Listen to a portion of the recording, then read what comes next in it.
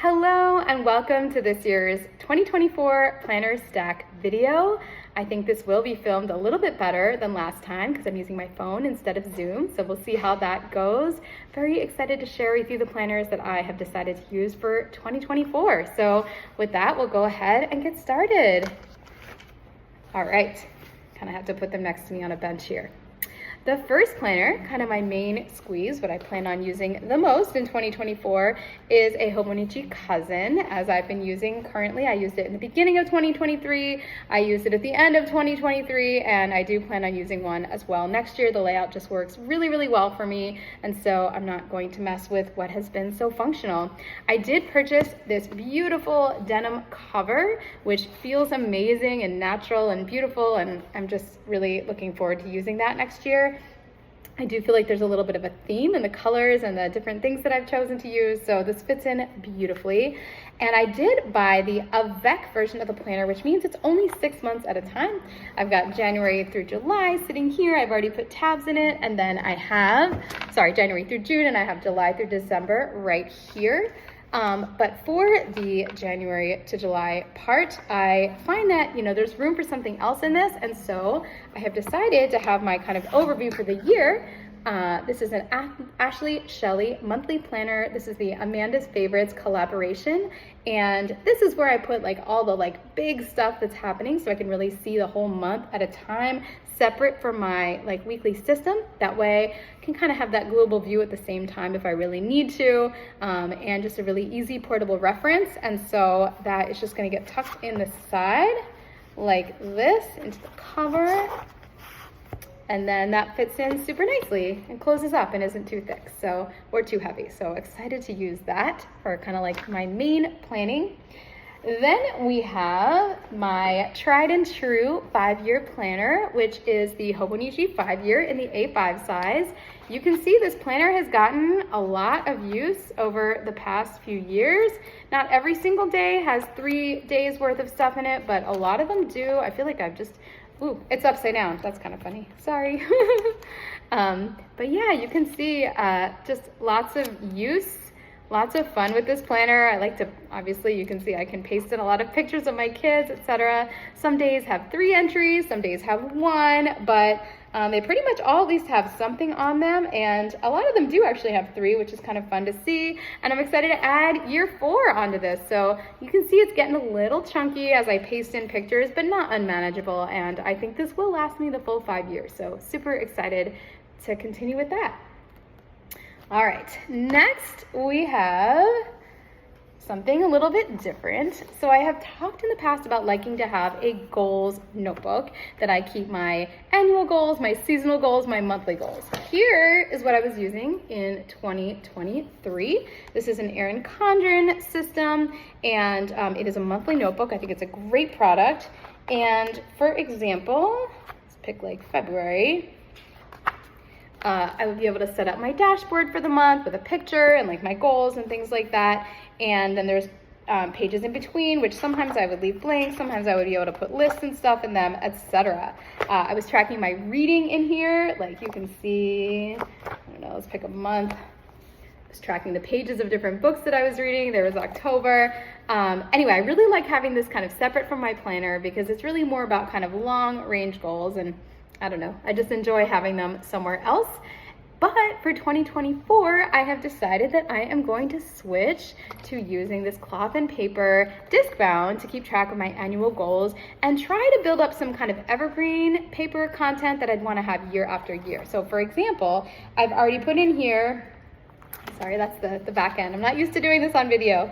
I've already put in here my, there we go, a list of how I like to do my seasonal planning routine and how I like to do my monthly planning routine, so I can actually refer to those and check those out. Those aren't things that are specific to the year. I may want to keep them longer than that, so I like the idea of having them in a system where I can change things in and out as needed. I also love this cover. It's a beautiful leather. It feels so nice in the hand. It's just tactile and neutral and pretty, and their layouts are also similarly just luscious, and the paper is really nice. So super excited to try this in the lineup. I still love that EC Monthly. I think that's a wonderful product as well, but just excited to get to use this going for next year. I will disclose, I generally purchase all the products that I talk about myself, but this was sent to me by the company, as Cloth and Paper was a sponsor for the month of November for Best Laid Plans. However, there was no requirement to use it, talk about it, do anything with it. That was my own choice. So just excited that this has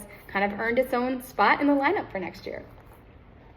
All right, we then have this lovely A6 Hobonichi that I am going to use as something new, which is going to be an experience journal for 2024. I've never done this before. I'm actually not a huge journaler. I kind of journal on an as-needed basis. If I'm really stressed out about something, I might end up journaling a little bit more, but my word for the year in 2024 is going to be experience.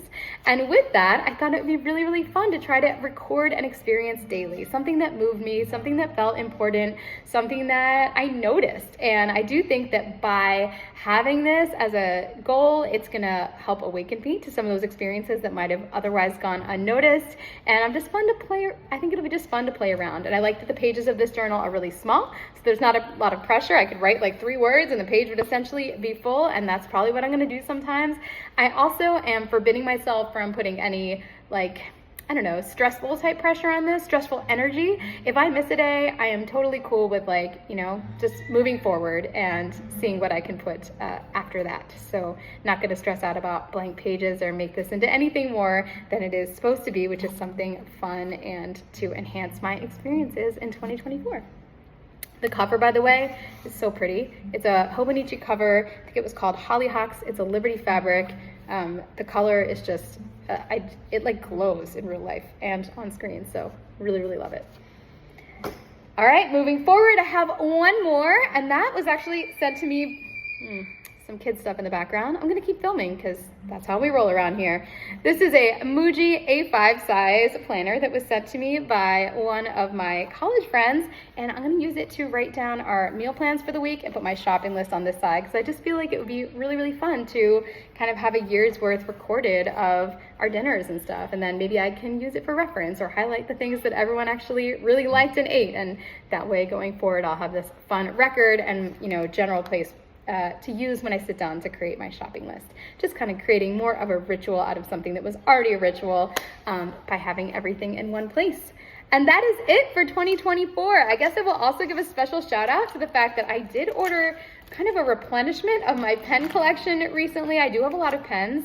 I generally tend to just order the like matte black pens that I use all the time, which are, by the way, the Pentel Energel Plana in 0.4 and the Pilot Juice Up also in, I think it's 0.4 for them. I tend to use those two a lot, but I hadn't bought a lot of colors kind of in a while, and I was inspired by a Reddit post that I saw that mentioned gel pens to match every single Hobonichi color. So I'm not going to go through all of them, but a lot of them are like Zebra Sarasas and Uniball DXs, and I feel like my planning energy has been reinvigorated by getting to try new pens for this year. So I'm really excited to explore with that. As I've talked about, I've kind of gotten better about using gel pens on Hobonichi paper without creating a giant smudge that goes all the way down the page. So with that new skill, which, by the way, the secret to my success, since I'm left-handed, is just using some kind of like Post-it note to like cover up part of what I'm writing so I don't smudge it, which I know is kind of like a lot for some, but it works for me and enables me to get just that much more joy out of the Hobonichi planners that I already love. So I will be continuing to do that in 2024 and experimenting with all different colors and beautiful pens in my layouts. So that's about it. Of course, I use digital resources as well. I'm not just a paper person, but I do like to put a lot of my master goals lists and my planning for the day and the week onto paper. And so now you have a great idea of what I'll be using in 2024. I'll hold up the whole stack one more time. No, I don't carry these all around with me every day, don't worry. Generally, it's just my main planner, the Hobonichi in the blue cover for next year that will get like brought back to work, back and forth. Everything else kind of stays by my desk. And I'm kind of happy with the color coordination that we have here. We got neutral, we got natural fabrics, we have, I I don't know, just a lot of beautiful materials here, and I'm excited to write in them and kind of record my story in 2024. So I hope you enjoyed this video. We'll see if I can get myself to create more like it in the future. No promises. But there we have it, Planner Stack 2024. Have a wonderful week and a Happy New Year.